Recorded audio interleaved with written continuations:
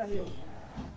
উপস্থিত 3 নং ওয়ার্ডের নবনির্বাচিত সভাপতি, সাধারণ সম্পাদক, সাংগঠনিক সম্পাদক এবং আমাদের গ্রামের সবার প্রিয় রেহানুদ্দিন স্যার, আমাদের বাংলা দক্ষিণ ইউনিয়ন ছাত্রদলের সভাপতি মনির,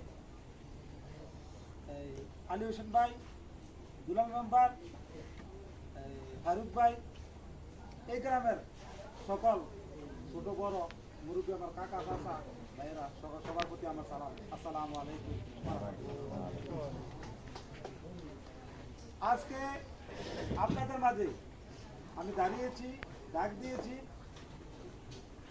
শুধু আমার জন্য না। আজকে সবাই উল্লেখ করে গেছে রহিম চেয়ারম্যানের পরে এই গ্রামের নেতৃত্ব শূন্য ছিল। আসলে কি এখনো নেতৃত্ব শূন্য।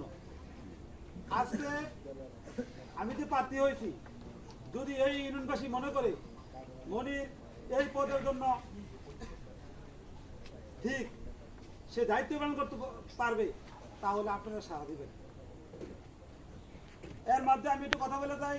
আমার গ্রামে যদি আমার এই 46 বছর বয়স হয়েছে, আমার এটা বর্তমানে আমার 46 বয়স চলে, যদি এই বয়সে চলার পথে আমার কাছ থেকে যদি কেউ কোনো কষ্ট পায় থাকেন, কোনো বেয়াদবি পায় থাকেন, আমি আপনাদের কাছে 2 হাত ধরে পায়ে ধরে ক্ষমা চাচ্ছি, আমাকে ক্ষমা করে দিবেন।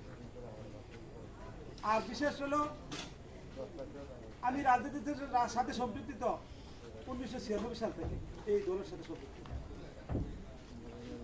আমি 2001 সালে কারাবরণ করেছি আর 2024 সালে কারাবরণ করেছি। 2001 সালে যখন কারাবরণ করি তখন আমার বাবা ছিল, আমার মা ছিল।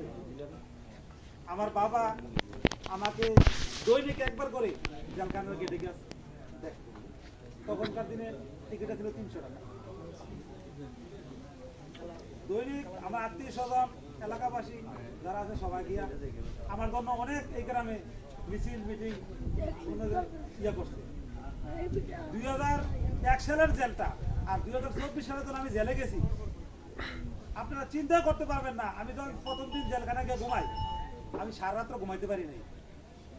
যেই যে জেলখানার ভিতরে এমন পরিস্থিতি ছিল, বিএনপি জামাত এরকম, যেই জেলখানাতে মনে করে 60 জন 62 জন লোক থাকার মতো অবস্থা, এই রুমে ছিল 130 জন 140 জন। আমাকে প্রথম দিন নিয়ে যখন আমাকে শোয়াইছে, এই পাশে মানুষ, এই পাশে মানুষ, মাঝখানে যে মানুষ হাঁটে এই জায়গায়, আমি 2টা হাত, এই হাতের এদিকে গেলে মানুষ উপরে, এই হাতের এদিকে বলে মানুষ পাওটা সোজা করলে একজনের মাথা লাগে।